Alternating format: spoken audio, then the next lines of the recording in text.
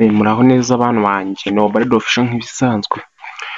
Uyu munsi mbazaniye amakuru aryoshye. Mwaba muzi ko hagiye kubaho icyo bita Digital National Identification cyangwa se irangamuntu y'ikoranabuhanga e-soft, aho ibintu byo kugendana ikarita bishobora kuba bigiye gucika.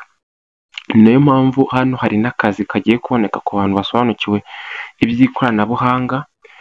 Nibyo tugiye kurebera hamwe muri iyi video. Tugiye kureba ese iyi gahunda iteye ite, ni bande bazabonamo akazi, ese hazakorwa iki kugira ngo ibi byose bibe. Njye tugiye kubana na Obaride Official.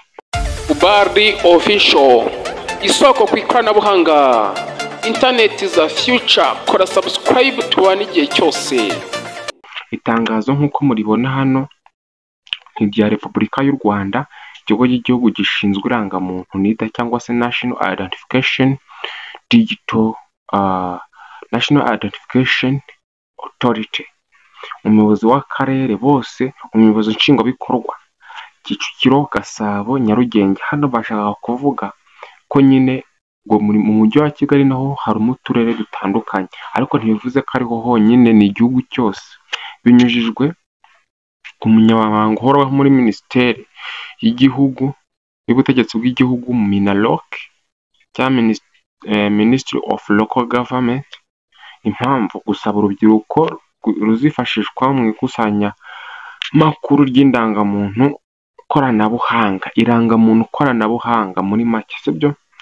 Noneho hashingiwe ku masezerano, tugiye kunyura muri iri tangazo twirukanka. Hashingiwe ku masezerano y'umushinga hagati y'ishyirahamwe mpuzamahanga ry'iterambere IDA n'ikigo gishinzwe irangamuntu ikoranabuhanga mu Rwanda RISA cyangwa se Rwanda Information Society Authority, ujyanye n'amasezerano yo gutera inkunga umushinga. Ikigo cy'igihugu gishinzwe irangamuntu NIDA, National Identification Authority, kiri gukusanya amakuru y'umwirondoro w'abaturarwanda bose kugira ngo umushinga wo gukorera indangamuntu koranabuhanga SDID project ukorwe ku gihe. Ni mu gihe muri urwo rwego dusaba uturere twose tw'igihugu kutugezaho urutonde rw'abakandida 5 bujuje ibisabwa muri buri kagari, akaba aribo bazatoranywamo abakozi bazifashishwa mu gikorwa cy'ikusanya makuru. Hazashingirwaho mu gukora indangamuntu koranabuhanga.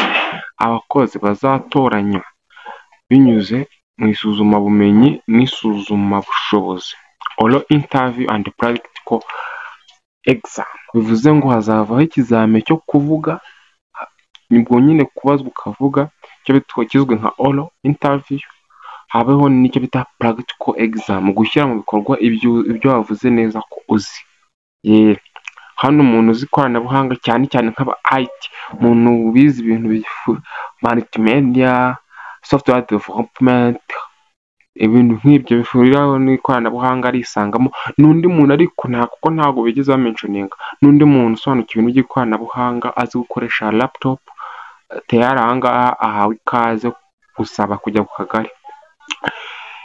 Aha umukandida wese agomba kuba yujuje ibi bikurikira: kuba ari umunyarwanda, kuba avuga neza ikinyarwanda, kuba afite imyaka hagati ya 18 na 35, kuba yararangije amashuri yisumbuye AD cyangwa se icyiciro cya mbere cya kaminuza cyangwa icya kabiri cya kaminuza kizwi nka A0, ubwo na A1 na AD.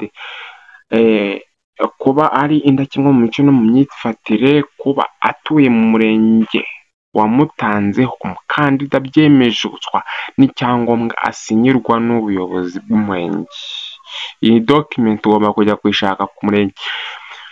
Kuba yitabira gahunda n'ibikorwa bitandukanye bya leta aho atuye. Aka kantu murakumva? Katubara urugero, niba waragiye nko mu rugerero tayari aha byumvikana. Ese ujya ku muganda, kimwe muri ibyo bishobora kugushyira, ariko icyambere ubundi uri umuturage w'akagari na gahunda za kagari uzigira ute? Uzitabira. Kuba yitabira gahunda n'ibikorwa bitandukanye bya leta, kuba nta kandi kazi afite cyangwa ibindi bikorwa byabangamira kuzuza inshingano azahabwa. ni ngombwa kuba afite ubumenyi buhagije mu ikoranabuhanga, strong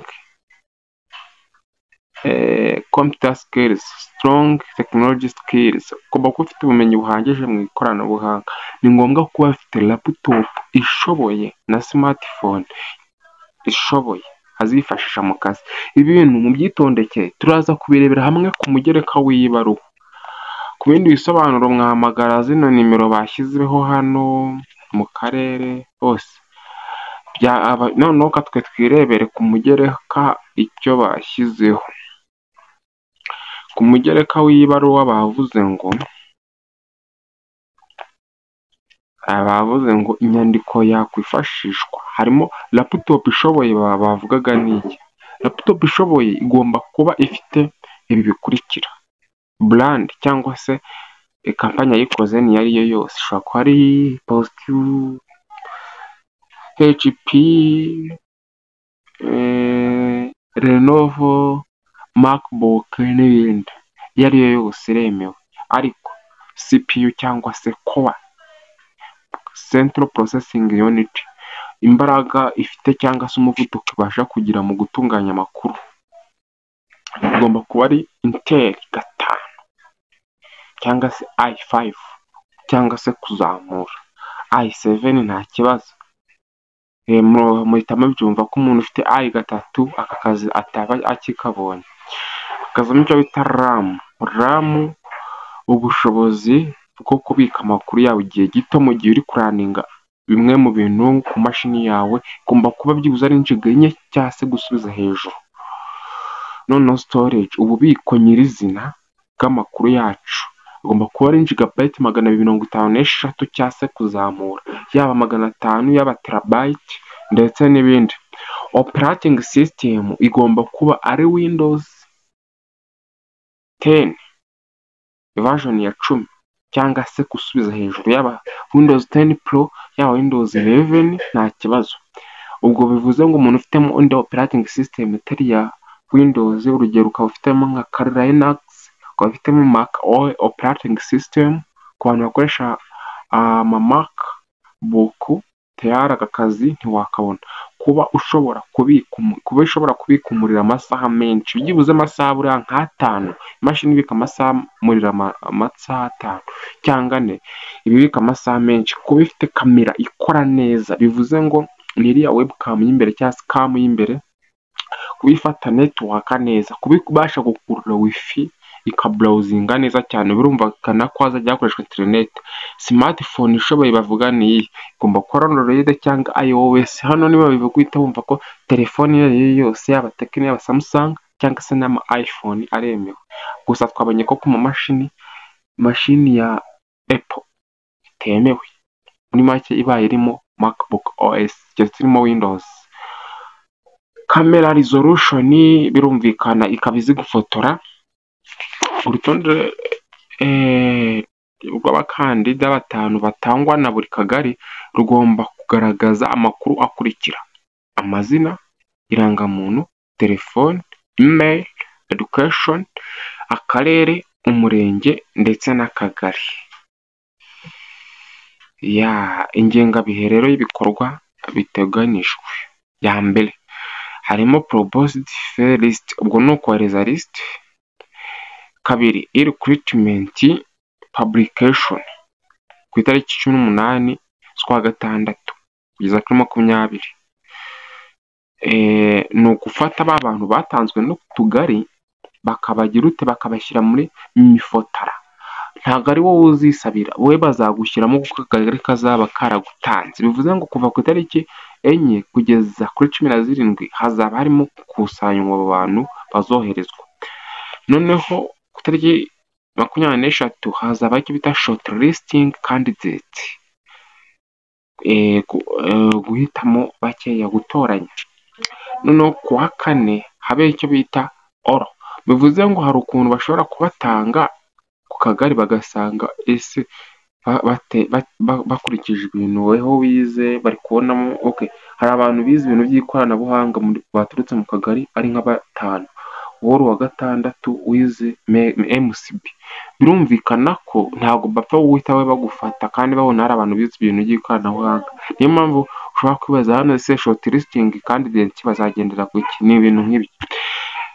Ku itariki 30 hazaba icyo bita kugeza kuri 2 oral and practical exams. Ku itariki 3 z'ukwa karindwi habeho final recruited list, bagaragaza abantu none bemejwe kuba bazakora ako kazi.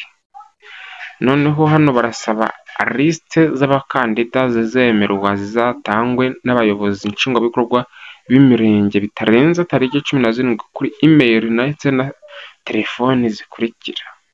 Mu karere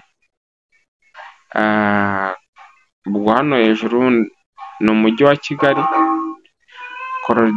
clotilde.mukamuganga@nida.gov.rw, ubwo ni email ye ku mujyi wa Kigali. Ibyo ntabwo ari ngombwa, nta nubwo bitureba cyane, gusa amakuru murayumvishije ko njye mba nayabagejejeho 5 kuri 5. Njye twabanaga Robert Official. Ikibazo ushaka kugira hano ushobora no kumbaza, nta kibazo. Nkwibutsa gukora subscribe, twayatubana igihe cyose. Ugire umunsi mwiza.